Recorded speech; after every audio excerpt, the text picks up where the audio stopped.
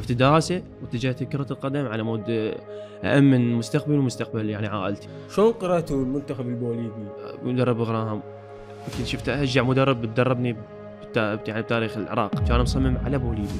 هو كان يريد بوليفي. حلو. أريد ألعب ضد بوليفي، فكل ما أصير قريب على آكام كاكا زيد تصير قدامنا، كاكا زيد تصير قدامنا.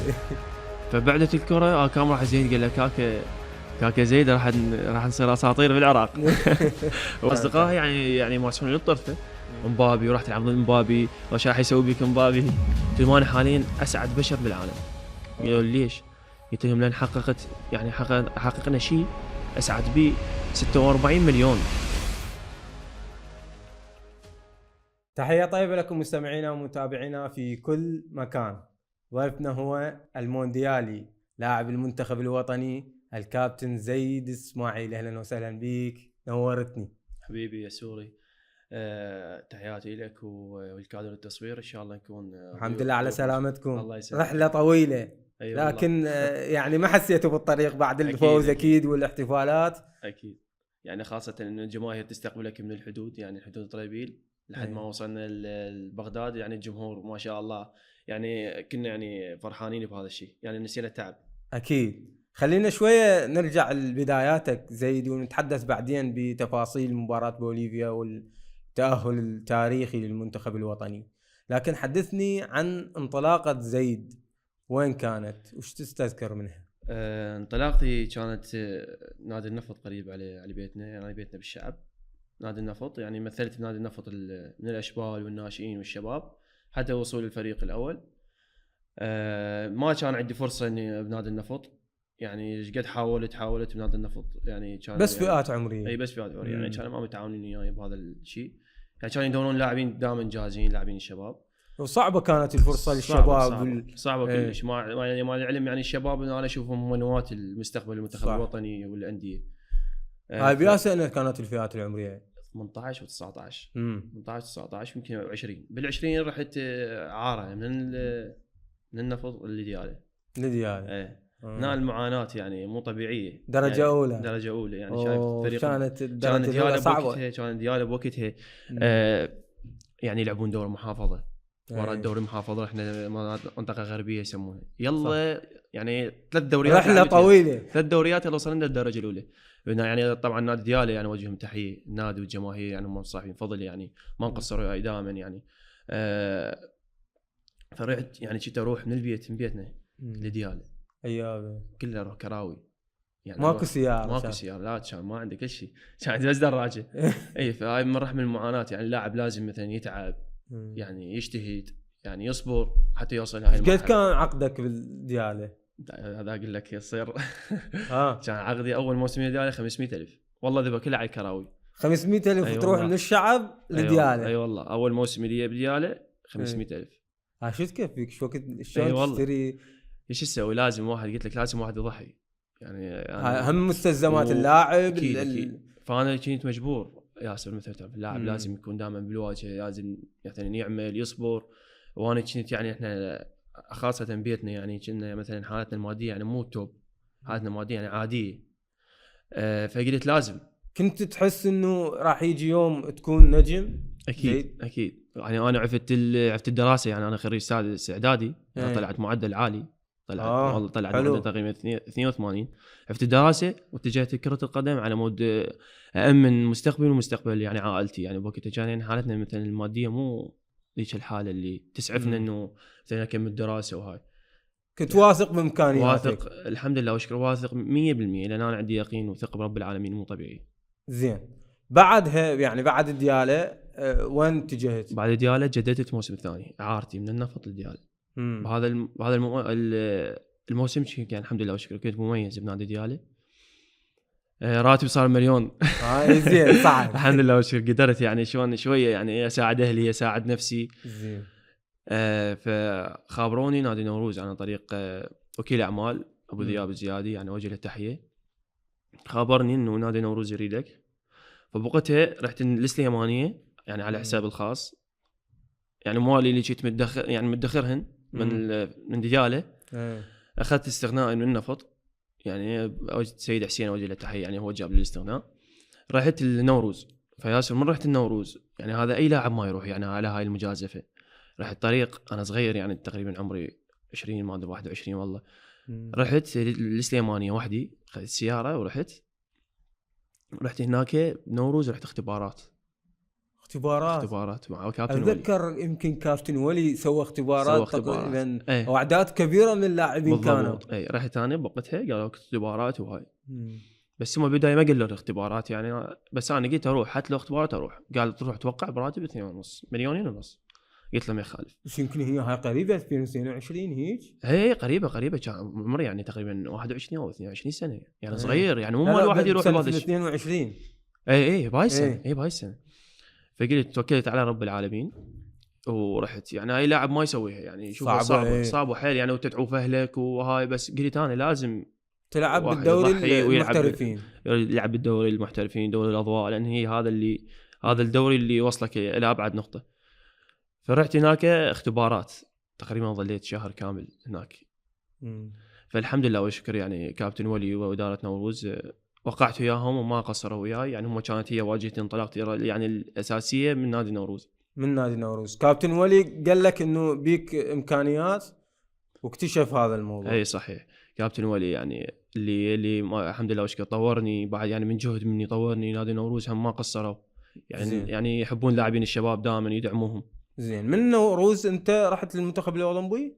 من نوروز جيت للتمرين. كابتن ولي قال لي زي تعال حكي وياي. قال لي كابتن راضي قال يعني انت يعني بالقائمه النهائيه مال المنتخب الاولمبي كان يستونا بالشكل يعني. كابتن راضي مستلم. رحنا معسكر بقطر بالدوحه. اتذكر هناك قلت بدات الانطلاقه الحقيقيه. هناك الحمد لله واشكر. هناك بدات الانطلاقه يعني البدايه مالتنا. شنو شعورك كان من اول استدعاء للمنتخب الاولمبي وانت تمثل العراق؟ والله شعور يعني لا يوصف يعني. بوقتها من قال لي رجعت للبيت يعني هناك بالسليمانيه يعني يوم كامل ما نايم يعني. واحد يعني ما ضاع تعبك. قلت زين. قلت الحمد لله واشكر يعني. هاي وصلنا اول بايه يعني من اللي انا كنت مخطط له. زين. منو ساعدك بهاي الفتره الصعبه، هاي الايام اللي صعبه عليك؟ والله ساعدوني يعني والدتي يعني الله يحفظها واخواني اللي دائما كانوا يدعموني. بوقتها كنت اخبرهم يعني شلون اقول لك مختنقه وهاي، لان تعرف صعبه تعوف اهلك وانت صغير. يعني انا والدي شهيد يعني. اي وفي البيت واروح بسليمانيه واجيهم بالشهر مره لو بالشهرين مره شويه مستصعبها حيل يعني. كانوا والدتي واخواني دائما يخابروني يصبروني لازم توصل لازم هاي. بس الحمد لله وشكر من جتي دعوتي للمنتخب الاولمبي يعني شوي هاي خففت عليه هواي، لان انت وصلت بليفل لازم تتحمل تكون صاحب مسؤوليه. زين. بالمنتخب الاولمبي بدا تألق زيد في التصفيات الاوليه اللي هي كانت في قطر، صح.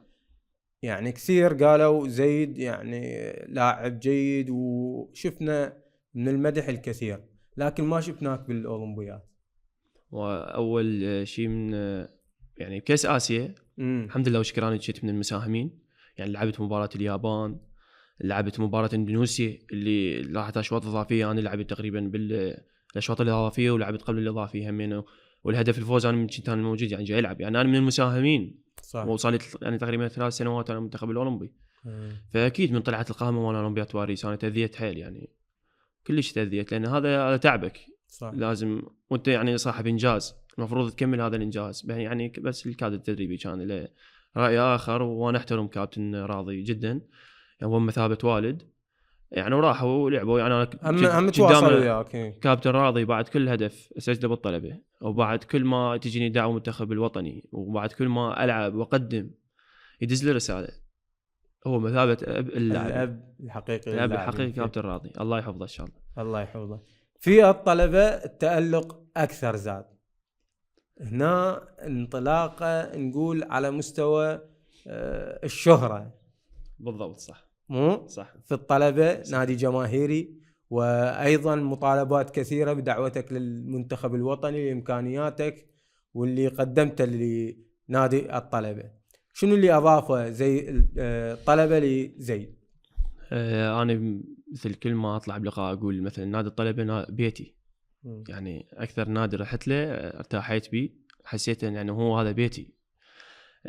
جيت من نوروز حتى اشتروا بطاقه الاستغناء مالتي اول ما وقعت لهم. حسيت انه هذا النادي ينتمي لي. النادي يوفر لي كل شيء نادي صاحب فضل علي زيد اسماعيل اللي وصل له حاليا بالقمه هو نادي الطلبه. زين. وجماهير نادي الطلبه. حلو. اول دعوه للمنتخب الوطني في بطوله كأس العرب، هذه البطوله اللي اظهرت امكانيات زيد الحقيقيه في بطوله كأس العرب اللي دائما تظهر لنا المواهب، وانت احد المواهب اللي كانت في هذه البطوله. شنو كان يعني الحديث مع جراهام أرنولد في تلك البطولة؟ من جاني الدعوة مال المنتخب الوطني أنا حاليا كنت ما مصدق يعني خابروني المنتخب الوطني يعني مثل ما يعرف الإعلام ولا يعرف الشارع الرياضي. أنا من بطولة تايلاند تتذكرها بطولة تايلاند الودية. أنا كان اسمي المنتخب الوطني يعني سووا لي فيزا على أساس جاي نروح. عام الأولي أنا موجود وراها مال السعودية مال اندونيسيا هم موجود. السعوديه واندونيسيا مال الامارات. بس تواصل وياك المدرب؟ تواصل المدرب وياي مدرب اللياقه. بس كانت كلها دعوه اوليه. اخي شي دزلي مصطفى مال كاس العرب قال لي دز لي جوازك وهاي. قلت له هم راح ادزها هم قامه اوليه. قال لي لا ان شاء الله انت اسمك بالنهائيه وان شاء الله هالمره ويانا.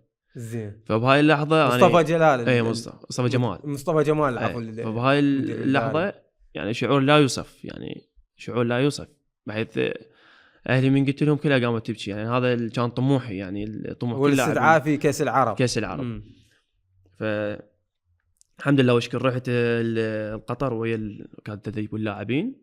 زين. قبلها كان اكو حديث جانبي بينك وبين أرنولد او اتصال جمعك؟ لا ما جمعنا اتصال. فمن رحنا هناك اول تدريب يعني انا من رحت هناك يعني مو الصراحه يعني مو لاعب اساسي لاعب مكمل للمنتخب. يعني هم قالوا لي يعني المدرب قال لي انا جبتك حتى اشوفك بس يعني هنا مثلا ما راح العبك بالبطوله مثلا لعبك او لعبك شويه بس نشوفك لان يجوز مثلا انت اول مدعوه لك المنتخب او يجوز ترتبي يجوز تخاف وهاي. فحكى وياي من اول تدريب. فاحنا عندنا يعني احترافيه عاليه كان التدريب الاسترالي احترافيه عاليه مثلا يصورون التدريب من درون يشوفون كل شيء كل صغيره وكبيره يعني يشوف اللاعب وين يتحرك وين يروح وهاي.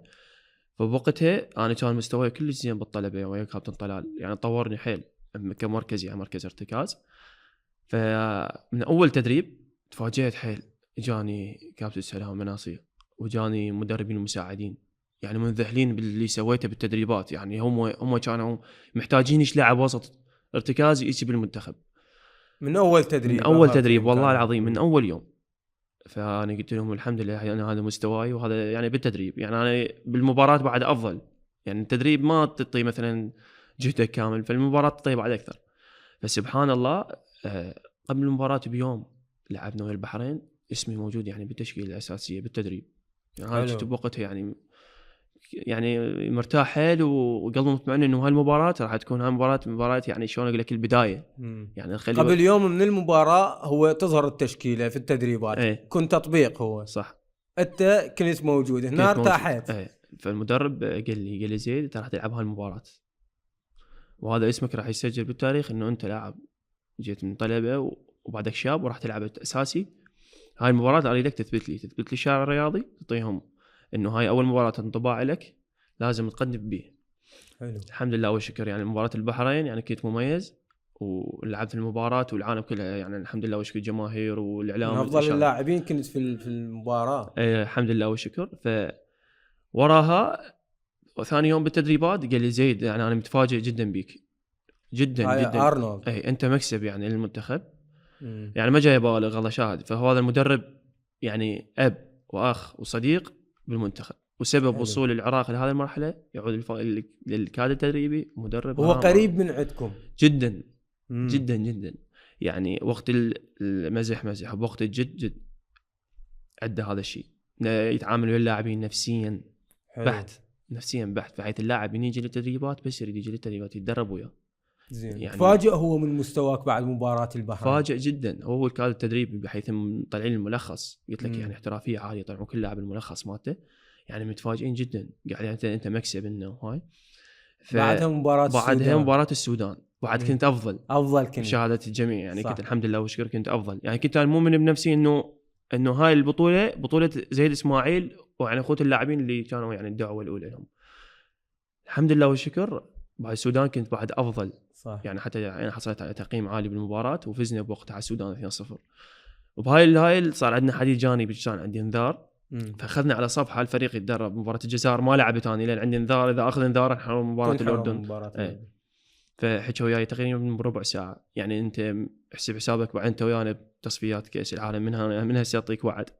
حلو. يعني في كاس العرب اعطاك قال لك انت موجود ويانا، اعطيك وعد وتمرن بعد افضل. وهاي المباراه انت ما راح تلعب مباراه الجزائر، انت لاعب مثلا انت لاعب مهم بهاي البطوله استقريت. فقال لي اذا اقول لك ما صدق. قلت له اقول كابتن. قال لي اني بالنادي ايش قد لعبت؟ قلت له انا صار لي تقريبا 1.5 سنين بالنادي، يعني انا لاعب اساسي بالفريق نادي الطلبه. قال لي شفتك ربع ساعه مباراه دياله والله العظيم. قال لي مصطفى جمال هذا اللاعب محترف لو عراقي. قال لي يا هو. قال لي هذا رقم 6 بالطلبه في مباراه دياله. اي كان ما يعرف انه انت محترف او عراقي. ما يعرف. زين. هاي اول شيء ما قلت لك القائمه الاوليه مال تايلاند. اي فهو جاي قال لي هذا سجل اسمه اول ربع ساعه. حلو.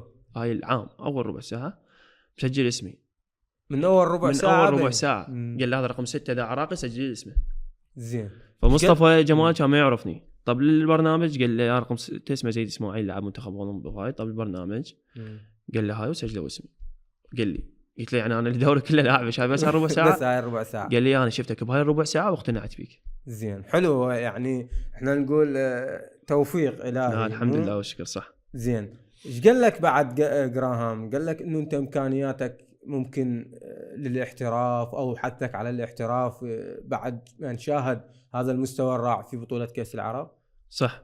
قال لي يعني مو لي، قال المدير المكتب الإعلامي سلام، قال زيد اسماعيل المفروض ما يبقى بالدوري العراقي، مستواه عالي اعلى من الدوري العراقي، لازم يروح يحترف. فانا يعني هم قلت له يعني اقول له يعني هذا الاحتراف لازم زيد اسماعيل من يطلع احتراف. انا عمري 24 سنه يعني لازم اروح احتراف، يكون طموحاتي وطموحات النادي تكون عاليه.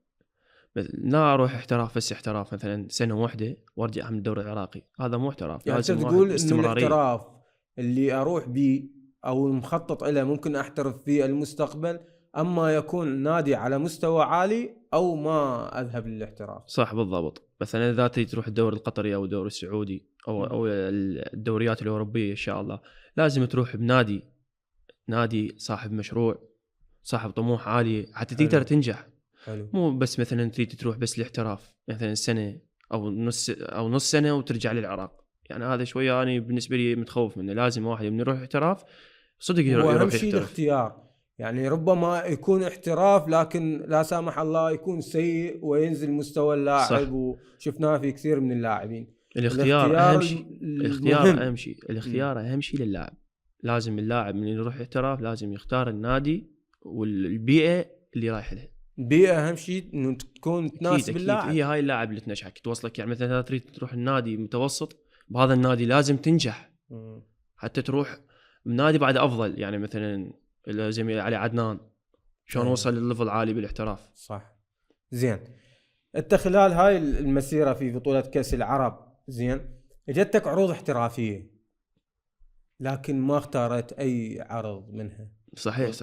يعني وبقيت مع الطلبه بسبب شغله واحده، يعني جاني من النجم السعودي. يعني كان النجم السعودي يعني اوجه لهم التحيه. يعني هم مثلا مركز اخير في الدوري السعودي، ما شفت انه يعني هذا هو النادي اللي لعب به الكابتن علي جاسر. صح. ناس قالت لي لا روح هذا احتراف وهاي، وكل ناس قالت لي لا راح ابقى، استشاريته هواي. فاني الحمد لله والشكر يعني انا يعني شلون اقول لك قراري دائما من تتخذ قرار سبحان الله يطلع صحيح. فاتخذت قرار انه ابقى نادي الطلبه، لان ما تروح هذا النادي الطلبه شلون اقول لك خير عليه او رزق عليه. وثاني شغله انا لاعب مهم بالفريق. في العالم كله تعرف ان زيد اسماعيل لاعب مهم بالفريق، وما قدرت اطلع واعوفهم بهاي الامور. وثاني شغله انا لاعب اساسي بالفريق. ومدرب ارنولد يعني مدرب عنده سياسه، اذا تكون ميسي بالمنتخب اذا ما تلعب ما تروح المنتخب، ما تروح، لازم تلعب مهما كان مستواك واسمك. اذا ما تلعب بالنادي اساسي ما راح تتواجد. لازم تلعب. حلو. زين. هم تحدثت ويا ارنولد بمساله الاحتراف يعني بعد العروض اللي جتك؟ لو ما قلت له يعني جتني عروض لا قلت له ان شاء الله يخلص الموسم واوعدك ان شاء الله اذا جانا احتراف اللي يلبي طموح سيد اسماعيل وبي يعني مستقبل اللي والعراق، لان احنا اللاعبين المنتخب احنا مو للشعب يعني حلو. الشعب العراقي. فقلت لا انا اول لاعب راح اطلع اوعدك. فقط النجمه قدم لك بعد بطوله كاس العرب؟ والله هو اكو انديه بس يعني ما اقدر يعني مثلا يعني لان هي مو شيء رسمي. يعني حاجوني بس بالوقت الحالي جتك؟ اي بالوقت الحالي. يعني مثلا دوري الاسترالي او دوري المصري هيك شيء. دوري المصري اي او دوري المصري هيك شيء بس بعد دوري الاسترالي. اي دوري المصري استرالي يعني بس بعد مو اكيد منتظر مثلا زين الدوري المصري الانديه التوب لو الانديه التوب. فشنو قلت انا ما استعجل. ان شاء الله عندنا مثلا عندنا كاس العالم ان شاء الله يرزقنا التوفيق لنا والاخوان اللاعبين الزملاء اللاعبين والمنتخب العراقي ان شاء الله يجينا ان شاء الله يجي باوروبا ان شاء الله. اكيد ننتظر هذا الشيء. نجي الى مباراه الاهم في تاريخ العراق وفي تاريخ زيدي بكل تاكيد، مباراه المنتخب البوليفي. هذه المباراه اللي نقلتنا الى نهائيات كاس العالم بعد 40 سنه. هنا أريد أتحدث من البداية، من ذهابكم إلى المكسيك ووصولكم وإقامة المعسكر التدريبي. أول شيء الحمد لله والشكر، يعني هذا التأهل اللي حصل يعني بعد قرابة 40 سنة وصلنا لكأس العالم. اللاعبين الأبطال والكادر التدريبي يستاهلون يعني هذا ما وصلوا، لأن العراق خاض أكبر وأكثر مباريات تصفيات إلى كأس العالم فعلا 21 مباراة. تعب وجهد او عانوا هواي يعني زملاء اللاعبين. جزء انا رحت بس يعني مباراة بوليفيا. ياسر مثل ما تعرف احنا يعني العراق منطقة يعني حرب وهاي، فرحنا عن طريق البر وصلنا تقريبا الاردن 17 ساعة يعني بالباص. هاي الذهاب. اي الذهاب. وراها رحنا طيران من الاردن للمكسيك من تقريبا 19 ساعة 19 ساعة ل 20 تقريبا. يعني كنا بوقتها مجهدين مثل ما تدربنا 5 أيام، بس كان عندنا شيء اسمه طموح وإرادة إنه هاي المباراة مباراة المنتخب العراقي، مباراة تاريخ الحلم لازم ناخذها. زين شلون قرأتوا المنتخب البوليفي خاصة يعني بعد ما شاهدتوا مباراتهم أمام سورينام؟ تحدث معاكم المدرب؟ مباراة سورينام وبوليفيا كان تمرين صباحا، خلصنا التدريب الساعة 4 العصر كانت المباراة سورينام وبوليفيا. كنا نزلنا جو قاعة الاجتماعات وباوعنا المباراة، لاعبين الكادر التدريبي الكادر الإداري أعضاء الاتحاد كلها يعني باوعنا المباراة. فكان المدرب يعني هذا مدرب غراهام يمكن شفته أشجع مدرب بتدربني يعني بتاريخ العراق. حلو. قال أني صار لي 3 أشهر أو 4 أشهر من طلعت القرعة مال بوليفيا سورينام يواجه العراق، واحد منهم راد بوليفيا. كاس العرب كان يلح انه بوليفيا كان مصمم على بوليفيا. هو كان يريد بوليفيا. حلو. اريد العب ضد بوليفيا.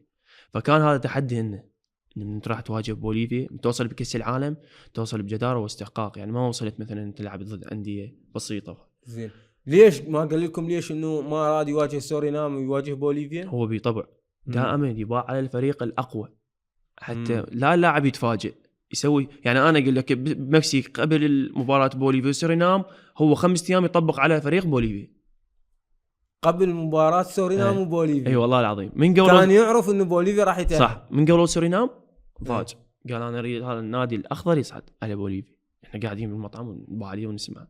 كان يطبق عليكم تدريبات على انه راح تواجهون منتخب البوليفي. حلو. صح. منتخب بوليفيا سبحان الله غلبوا منتخب بوليفيا. قال هسه اني مرتاح، قال هاي مباراة ادري بيكم انتم رجال وراح تفوتون المباراة تدخلون المباراة راح تفوزون تحققون. في المباراة التدريبية طبقتوا التفاصيل كلها اللي تخص المنتخب البوليفي؟ طبقنا بشيء بحذافيره. واذا شفت المباراة يعني المنتخب العراقي كان مطبق التكتيك عالي على مستوى عالي. جزء اكثر مباراة بتاريخ العراق هاي تكتيكية. حفظتوها يعني حفظناها جدا. ولا تنسى من اللاعبين المنتخب البوليفي لاعبين على مستوى عالي. زين. لازم اذا ما تكون حاضر بالملعب ذهنيا وفنيا تكتيكيا يعني صعب تجاريهم. وين كان خطورتهم يعني زيد قال لكم المدرب؟ خطورتهم كانت بالعمق يعني بعمق الملعب كانوا خطرين جدا. فاضطر المدرب اشركنا انا وماركو. قال يعني دائما قربوا الملعب وخلي انا ضيق عليهم بالعمق، لانهم عندهم رقم 7 ورقم 14 يعني ناشطين دائما بالعمق. هاي في الشوط الثاني. بالشوط الثاني من نزلت انت رأسا مباشرة كأنه احس انه هذا الهدف اللي اجى، الهدف الثاني، انه مخططين له قبل صح. نزولكم، لان يعني اول ما نزلت انت وماركو فرج مباشرة صارت هي هاي الهجمة مال الهدف، انت نقلتها الى ماركو صح. وماركو الى ايمن وسجل الهدف الثاني. من قبل لا ندخل قالوا عندهم مثلا على الاطراف عندهم فراغات حلو، واذا تشوف يمكن ماركو يعني اوجه له تحيه، لاعب مجتهد، تحياتنا اكيد، ولاعب جيد جدا. تقريبا حصل من يمه 3 إلى 4 فرص من جهه ماركو. ليش؟ كان الطرف مال بوليفيا مدافع اليسار يصعد هواي، فالمدرب ايش قال زيد كل ما تجيب الكره العبها بالفراغ راح نستغلهم ونأذيهم. سبحان الله جاء الهدف ووراه جت فرصتين يعني من نفس الجهه. يعني الهدف جاء اللي اجى هو مخطط طبعا. شاف المحللين والمدرب شاف انه هاي الجهه يعني هاي الجهه يعني تركون فراغات هواي. زين. سبحان الله جاء الهدف الحمد لله وشكر الهدف التأهل. زين. هنا اريد اسالك عن دور القائد ايمن حسين، كيف كان معاكم؟ ايمن حسين مو بس قائد، اخ كبير واخ صغير للاعبين. ايمن هو فاكهه المنتخب، وعندنا بالنسبه لنا احنا رقم 1 يعني بالمنتخب. وجوده كان كلش مهم انه بالمنتخب، وحتى كاس العرب يعني لو هو موجود كان انا واثق انه راح نروح للنهائي هو مع مهند علي. زين. ايمن تحس انه يعطي روح بالملعب للاعبين او يحفزهم؟ انا شفته بالمباراه كان دائما ينادي التركيز يا شباب التركيز. ايمن دائما شجاع، صاحب مسؤوليه، دائما شجاع وصاحب مسؤوليه، ما يتهرب. فهاي المباراه يعني قال هاي مباراتنا، مباراتكم، مباراه تاريخيه، اسمنا يسجل بالتاريخ انه احنا ساهمنا وصول المنتخب الوطني الى كاس العالم بعد 40 سنه مرت اجيال واجيال. فهاي المباراه قال هاي مباراتنا. سبحان الله الحمد لله وشكر. يعني هو صاحب الهدف التاهل مع علي الحمادي.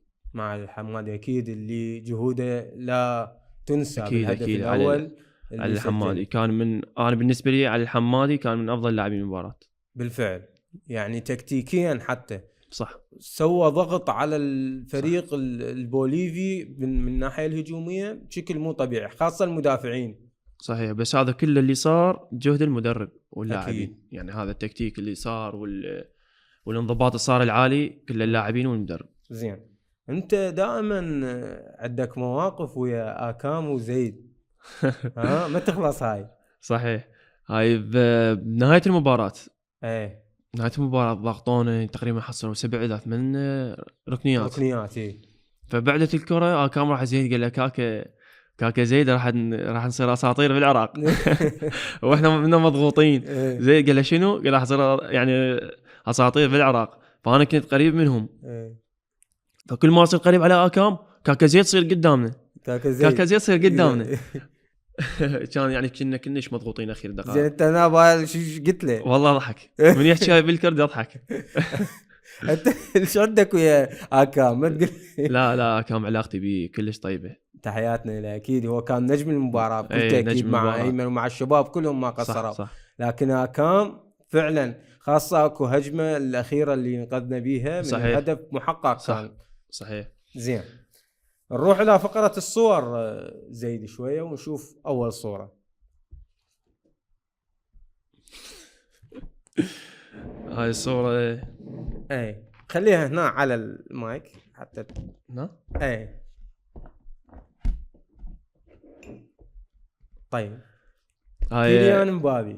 هاي قبل شهرين يعني مال مباراه بوليفيا. يعني اصدقائي المقربين دائما يقولوا لي ها شنو راح تلعب ويا كيليان مبابي مثلا ايش راح يسوي بيكم وهاي. فقلت لهم ان شاء الله العب ضد كيليان مبابي او العب ضد رونالدو وميسي، لان المنتخب العراقي يعني من افضل المنتخبات يعني بالعرب، يعني يستاهل يوصل بهاي المرحله. قلت له انا طموحي انه العب كاس العالم. يعني تقول انه اصدقائكم كانوا يتحدثون كانوا للطرفه يعني يقولوا بعد مثلا ايش راح يسوي بيكم وهاي. انتم يعني هاي كره القدم، هو مبابي اوروبا ما هو موقفي يعني. فمن تلعب ضد مبابي هذا شرف لك يعني هنا قلت انت تحقق الحلم هنا صار الصدق مو فكنت فاتح بث في الملعب مع زميلي فقلت له تحقق الحلم راح نلعب ضد مبابي. حلو. فبهاي الاثناء العالم كله نشرته، قلت له اخيرا تحقق الحلم راح نلعب ضد مبابي. بس هذا قبل شهرين يعني اصدقائي يعني يمارسون للطرفه مبابي وراح تلعب ضد مبابي وش راح يسوي بك مبابي. بس على كيفك يا انت، مو لين برشلوني مو لا راح نأذيه ان شاء الله. واثقين ان شاء الله راح ندخل يعني للكاس العالم مو من اجل مثلا المشاركه، اكيد ان شاء الله للمنافسه. اكيد ان شاء الله، لان مجموعتنا انا بالنسبه لي اعتبرها من اقوى المجموعات بكاس العالم. اقوى مجموعه بكاس العالم. بكاس العالم بس مثل ما تعرف كره القدم يعني هي كره قدم تنافسه مثل ما هو ينافسك. يعني انت تقول المنتخب العراقي ذاهب للمنافسه مو فقط للمشاركه. هاي كلام المدرب وكلام رئيس الاتحاد واللاعبين اخوتي الزملاء. رايحين كاس العالم، رايحين مثلا نروح نواجه منتخبات عاليه، لان احنا مهم منتخب عالي، نروح نقدم اللي علينا ونسعد جماهيرنا ان شاء الله. ان شاء الله. بارك الله بكم. خلينا نشوف الصوره الاخرى.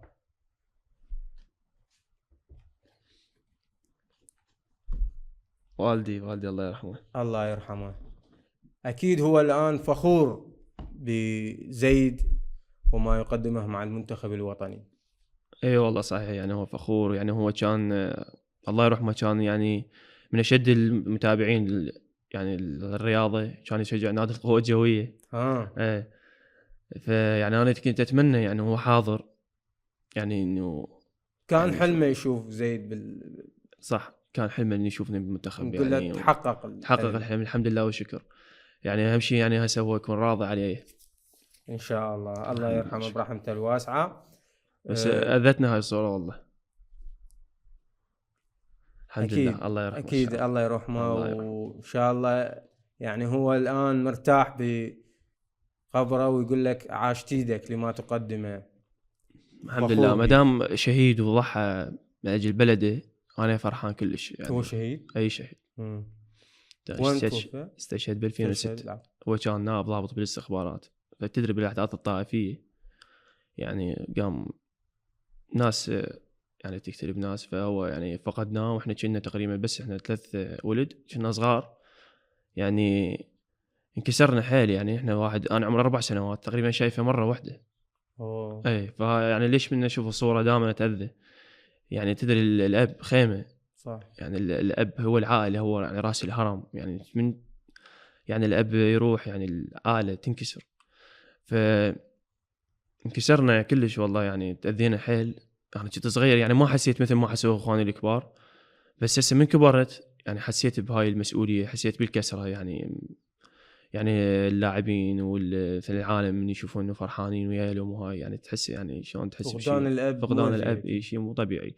يعني خطيه يعني والدتي يعني الله يحفظها ان شاء الله، انه يعني هاي الجبل انا اعتبرها جبل الصبر.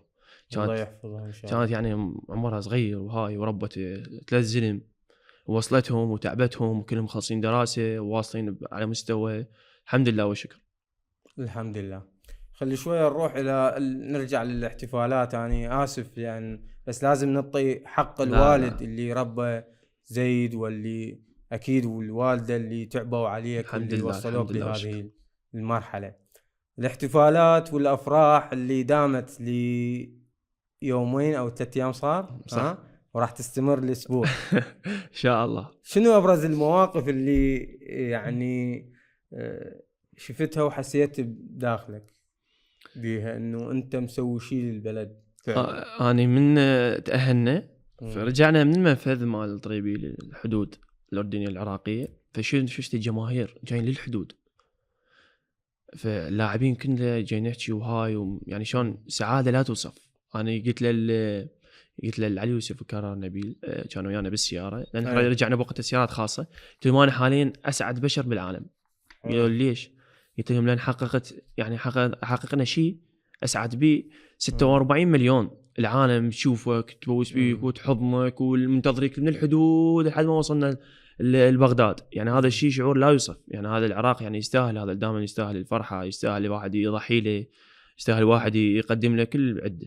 بالفعل. ايضا شفت لقطه لعامل النظافه يوم امس يمكن بالاحتفالات في بغداد. هي ياسر هذا الموقف يعني الله شاهد دمعنا انا ولا ميثم جبار او اللاعبين اللي شافوه.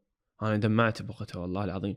يعني من نشوف عامل نظافه بالجادريه، عامل نظافه من شافنا ذب غراضه وركض على الاسواق حتى يجيب اكياس مال شوكليت ويطشش على اللاعبين. يعني هذا الانسان البسيط اللي راتبه رمزي، شيء رمزي، راح ضحى من فلوسه وجاب الشوكليت وطش علينا على اللاعبين وعلى الموجودين كان بالباص. هذا الشعور يعني لا يوصف. يعني حب العراق عظيم بالنسبه لشعبه. اي بالفعل.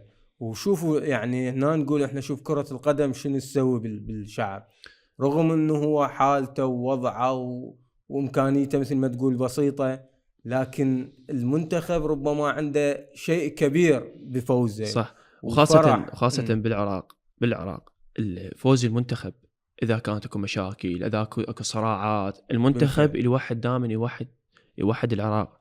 سبحان الله ب 2007 وحد القوميات، وهسه ب 2026 العراق من كان يشهد المنطقة مثلا صراعات وحروب توحد بالفعل.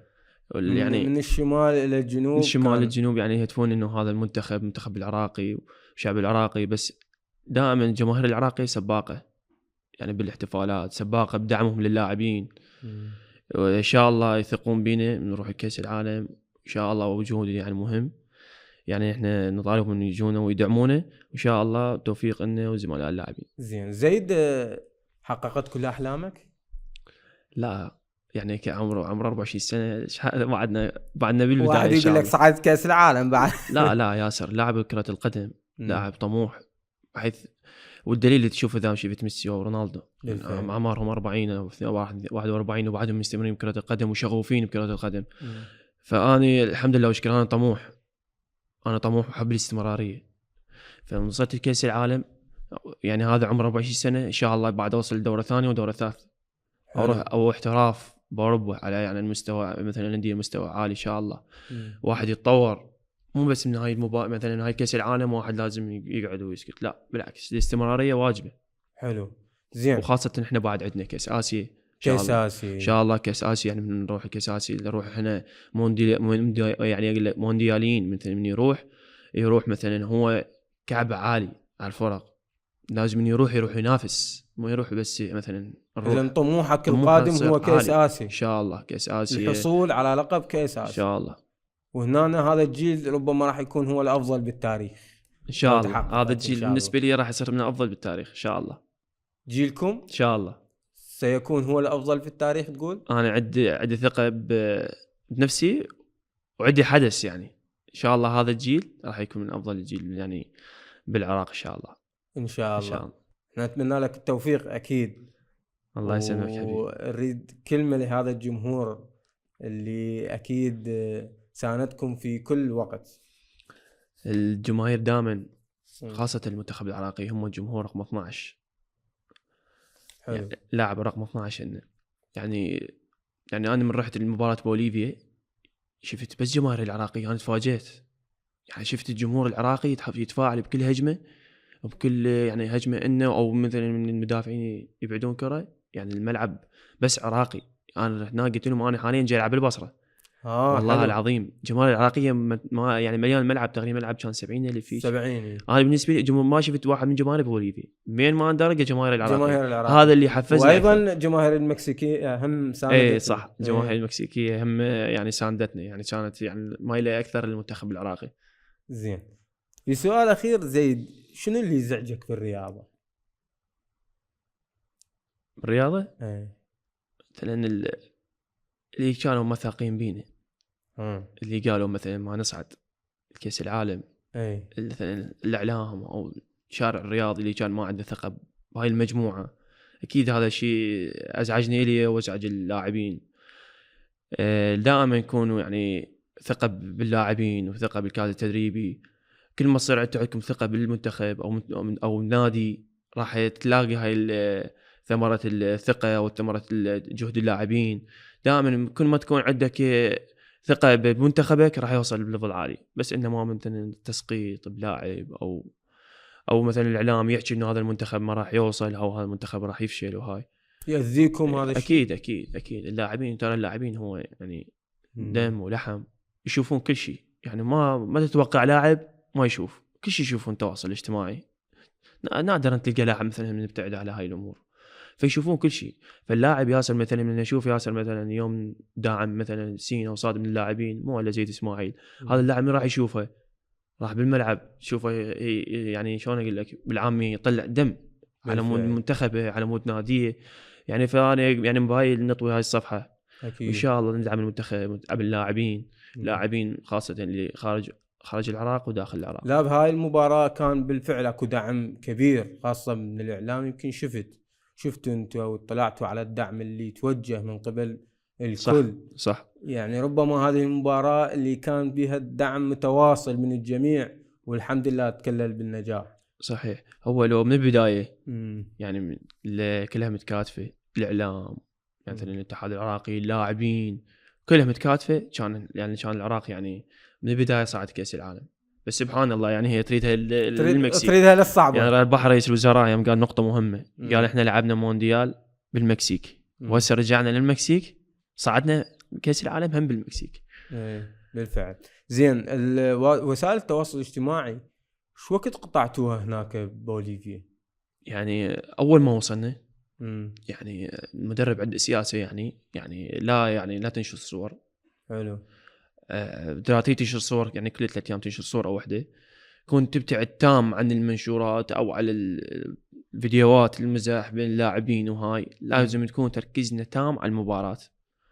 فهذا الشيء صحيح يعني هذا الشيء يعني اشيد به سلام يعني منسق الاعلامي المنتخب، يعني كان هو يعني مصدي بهذا الدور. يعني اللاعبين خلاهم مبتعدين عن الاعلام، يعني اللاعب كرة القدم من يطب البطولة لازم يبتعد عن الاعلام، يبتعد عن مثلا على التليفون شوية، يفكر بالبطولة. حلو. انا اشكرك زيد جزيل الشكر واخذ من وقتك هواي وتعبناك. والله تشرفت بكم وان شاء الله حلقة مميزة ان شاء الله. اشكرك جزيل الشكر. وانتم مشاهدينا الكرام نلتقيكم في حلقات اخرى. دمتم في امان الله وحفظه.